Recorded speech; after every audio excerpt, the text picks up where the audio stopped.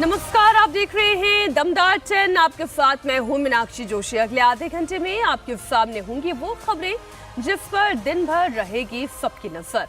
BJP ने आखिर कैसे जीती हरियाणा की बाजी, डिटेल में आपको समझाऊंगी। हार पर कैसे शुरू हो गया है हुड्डा वर्सेस शैलजा, ये भी आपके सामने होगा। आम आदमी पार्टी ने हरियाणा के नतीजों पर क्या नसीहत दी है, तो जम्मू कश्मीर में कब सीएम पद की शपथ लेंगे उमर अब्दुल्ला, पूरी डिटेल दूंगी।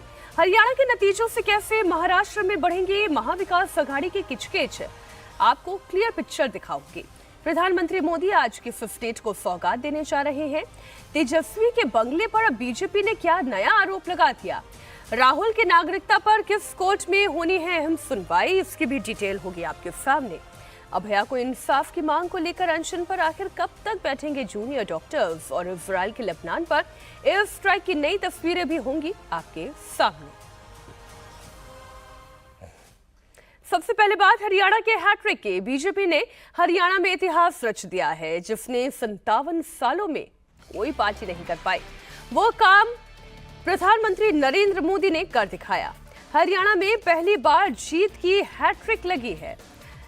नायब सैनी हरियाणा के मुख्यमंत्री होंगे। बताया जा रहा है कि वो विजयदशमी यानी कि 12 अक्टूबर को दूसरी बार सीएम पद की शपथ लेने जा रहे हैं। शपथ ग्रहण से पहले नायब सैनी आज दिल्ली आ रहे हैं। बताया जा रहा है कि थोड़ी देर में वो दिल्ली पहुंचेंगे, जहां वो सीधे प्रधानमंत्री नरेंद्र मोदी से मिलने जाएंगे। आपको बता दें कि हरियाणा में पहली बार किसी पार्टी ने जीत की हैट्रिक लगाई है। बीजेपी ने 48 सीटें जीतकर स्पष्ट बहुमत हासिल कर लिया है। पिछली बार बीजेपी ने गठबंधन की सरकार बनाई थी, लेकिन इस बार कथित एंटी इनकम्बेंसी के बावजूद ज्यादा सीटें हासिल की और लगातार तीसरी बार सरकार बनाई। तो वहीं कांग्रेस पार्टी एक बार फिर सत्ता से दूर रह गई। कांग्रेस पार्टी को महज 37 सीट ही मिली है। अगर स्ट्राइक रेट की बात करें तो बीजेपी को जहां स्ट्राइक रेट 53% रहा, कांग्रेस का स्ट्राइक रेट 41% ही रहा। आपको जानकारी दे दें, स्ट्राइक रेट में कांग्रेस से 12% बीजेपी अधिक रही।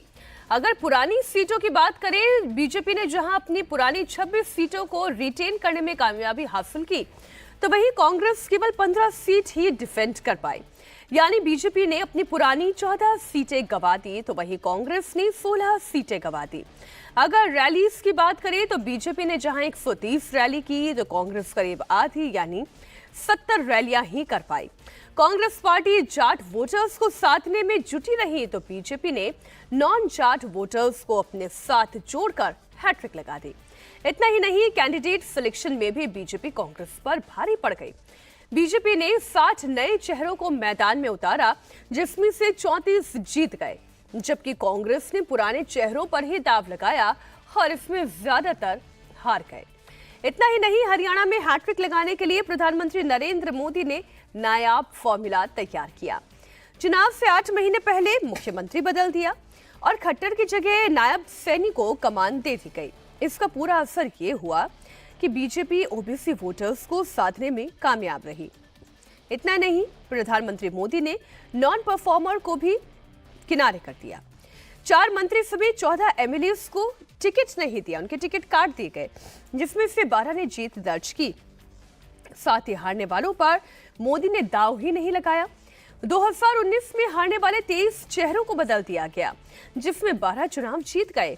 प्रधानमंत्री मोदी दलित वोटर्स को भी ये समझाने में कामयाब रहे कि पार्टी और पार्टी की नीतियां उनके साथ है, और नतीजा ये हुआ कि अनुसूचित जाति के लिए आरक्षित 17 में से 8 सीटें बीजेपी जीत गई। यही बात कल प्रधानमंत्री नरेंद्र मोदी ने बीजेपी दफ्तर पर आयोजित हुए समारोह में कही। देश के ज्यादातर राज्य के लोगों ने कांग्रेस के लिए नो एंट्री का बोर्ड लगा दिया है। कांग्रेस सत्ता को अपना जन्मसिद्ध अधिकार मानती है। सरकार में ना रहने पर कांग्रेस की हालत जल बिन मछली जैसी हो जाती है। इसलिए वो सरकार में आने के बाद देश को, समाज को भी दांव पर लगाने से नहीं हिचकती। आज पूरा देश देख रहा है कि कैसे कांग्रेस हमारे समाज में जाति का जहर फैलाने पर उतर आई है। जो लोग चांदी नहीं, सोने का चम्मच मुंह में लेकर पैदा हुए, जो लोग पीढ़ी दर पीढ़ी 5 स्टार लाइफ जीते आ रहे हैं, वो गरीब को जाति के नाम पर लड़वाना चाहते हैं। सच्चाई ये है कि कांग्रेस का परिवार दलितों, पिछड़ों, आदिवासियों इनसे नफरत करता है, उनसे चिढ़ता है। वो लोग हैं जो 100 साल बाद भी सत्ता मिलने पर कभी किसी दलित, पिछड़े, आदिवासी को प्रधानमंत्री नहीं बनने देंगे। हरियाणा के पूर्व मुख्यमंत्री और इस समय मोदी सरकार में मंत्री मनोहर लाल खट्टर हरियाणा में बीजेपी के हैट्रिक से बहुत खुश हैं। सीएम कौन बनेगा इस सवाल पर उन्होंने क्या कहा, ये भी सुनिए। नरेंद्र मोदी जी की नीतियां, हमारे काम, उसके ऊपर जनता ने मोहर लगाई है और एक साइलेंट वेव ये इस नाते से भारतीय जनता पार्टी के पक्ष में चली है, जिसको मैं हमेशा एक मूक क्रांति कहता हूं। तो हमने हरियाणा में एक जो काम किए मूक क्रांति के नाते से वो काम सब हुए। सर, सीएम का फेस कौन है? सीएम का फेस हमारे जो पहले से तय है, अभी वही है, उसमें कोई बदल थोड़ी। नायब सिंह जी पीएम से मिल रहे हैं। अच्छी बात है, मिलना ही चाहिए, कटसी कॉल में जाना ही चाहिए, मिलना चाहिए। इस वक्त पुनीत परिंजा हमारे सहयोगी लाइव जुड़ गए हैं। पुनीत, अब शपथ ग्रहण समारोह कब होगा, इसी बात की चर्चा हावी है।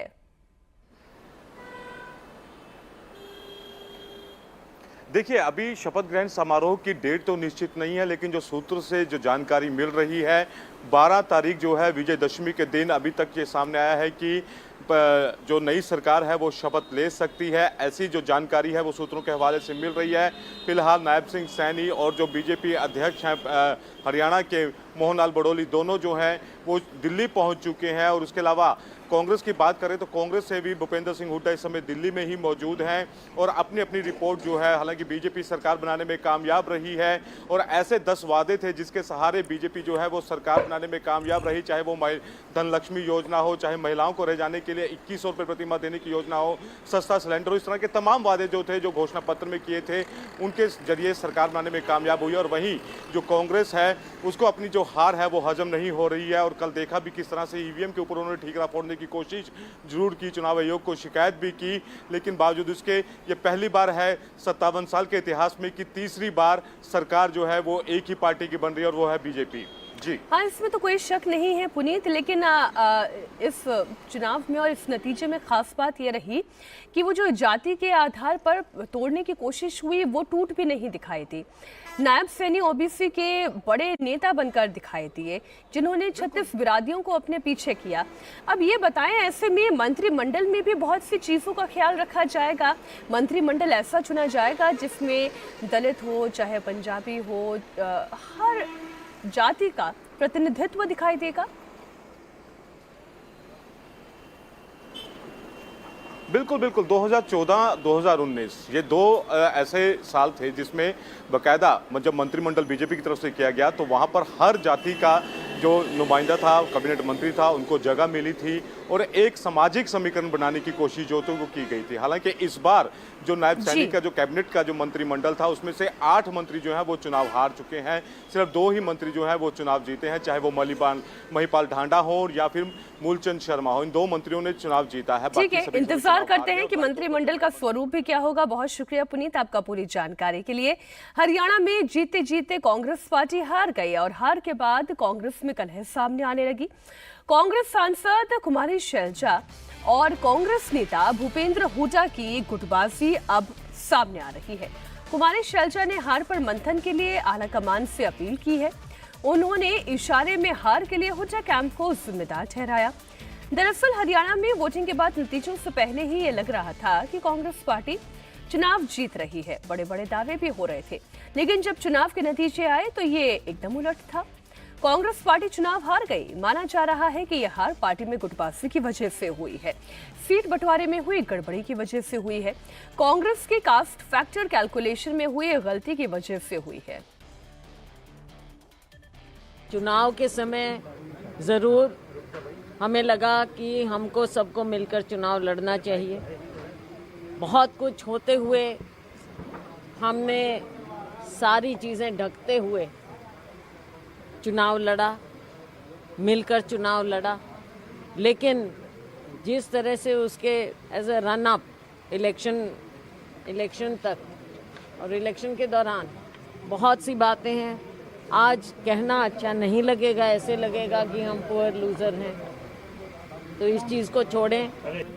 लेकिन अब हमको इन सब बातों को देखते हुए नए सिरे से आगे सोचना होगा, क्योंकि जो ये अभी चल रहा है बिजनेस एज यूजुअल, ऐसा तो नहीं चलेगा। हाईकमान को ये देखना चाहिए कि क्या हुआ, और आई एम श्योर कि हाईकमान हर पहलू में जाकर देखेंगे कि क्या हुआ है, किसकी कहाँ क्या कमी रही और क्यों ऐसा नतीजा आया। कांग्रेस के हार पर रणदीप सुरजेवाला ने कहा कि कैथल की सभी चारों सीट की जिम्मेदारी उन्होंने ली थी और कांग्रेस ने 4 में से 3 सीटें जीती, केवल पुंडरी बीजेपी के खाते में गई। रणदीप सुरजेवाला ने कहा कि अगर पार्टी उनकी सिफारिश पर चौथा टिकट देती तो ये सीट भी कांग्रेस के खाते में आती। ये कैथल की जनता की जीत है और उसके साथ साथ राहुल गांधी जी के नेतृत्व, खड़गे जी के मार्गदर्शन की जीत है। पूरा कैथल जिला प्रदेश के ट्रेंड के विपरीत कांग्रेस में हो गया है। चौथी सीट भी पुंडरी अगर उसी उम्मीदवार को देते जिसे हम कह रहे थे तो वो भी हम चारों सीट जीतते, और 3 सीट कांग्रेस ने जीती है कैथल जिले में। हमारे सहयोगी विजय लक्ष्मी इस वक्त दिल्ली से लाइव जुड़े हुए हैं। देखिए, सब अब तो अच्छे का क्रेडिट लेंगे। जो रणदीप सुरजेवाला कह रहे हैं कि अगर चौथी सीट भी उनके मुताबिक दी जाती तो इसका फायदा होता, यही बात तो इशारों में कुमारी शैलजा भी समझाने की कोशिश कर रही हैं कि भारी पड़ा है टिकटों का सिलेक्शन भी, ना सुनना भी, अंतर्कलह भी। देखिए, बिल्कुल मीनाक्षी, अब कांग्रेस पार्टी के भीतर जो एनालिसिस हुआ या जो नेताओं से हमारी बात हुई, कांग्रेस मानती है कि हरियाणा में वन कास्ट यानी जाट वर्सेस रेस्ट हो गया, कंसोलिडेशन हो गया बाकी जातियों का। और पूरी चुनावी प्रक्रिया में अगर आप देखें तो भूपेंद्र सिंह हुड्डा की चली, 90 में से 87 के करीब, जो 90 में से 82-83 के करीब उम्मीदवार उनके खेमे से दिए गए। कुछ जो टिकटें रणदीप सिंह सुरजेवाला ने जैसे कहा कि वो टिकट जो मांग रहे थे वो नहीं दिए गई। कुमारी शैलजा भी पूरे चुनाव के दौरान ये आरोप लगाती रही कि उनके उम्मीदवारों को साइडलाइन किया जा रहा है।